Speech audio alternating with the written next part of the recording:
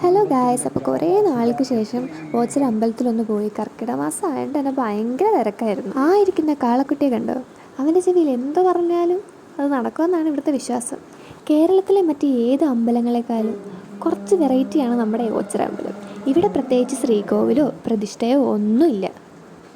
കേട്ടിട്ടില്ലേ പാട്ട്, അമ്പലമില്ലാതെ ആൽത്തറയിൽ വാഴും? അതേപോലെ ആൽത്തറയിലാണ് ഇവിടുത്തെ മെയിൻ സംഭവങ്ങളൊക്കെ.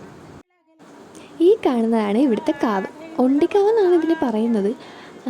ഇവിടെ വന്നിരിക്കാൻ എനിക്ക് ഭയങ്കര ഇഷ്ടമാണ്. കാരണം എത്ര വെയിലാണെങ്കിലും നമ്മളിവിടെ വന്നിരിക്കുമ്പോൾ ഭയങ്കര തണുപ്പാണ്. ഭയങ്കര ഒരു എന്താ പറയുക, പ്രത്യേക ഒരു ഫീലിംഗ് ആണ് ഇവിടുത്തെ ഈ പച്ചപ്പും കാര്യങ്ങളും ഒക്കെ കാണുമ്പോൾ. വൈകുന്നേര സമയങ്ങളിലൊക്കെ ചിലവർ വന്ന് മെഡിറ്റേഷനും ഒക്കെ ചെയ്യുന്ന കാണാം. കാരണം അത്രയ്ക്ക് കാമായിട്ടുള്ള ഒരു അന്തരീക്ഷമാണ് വൈകിട്ടൊക്കെ ഇവിടെ.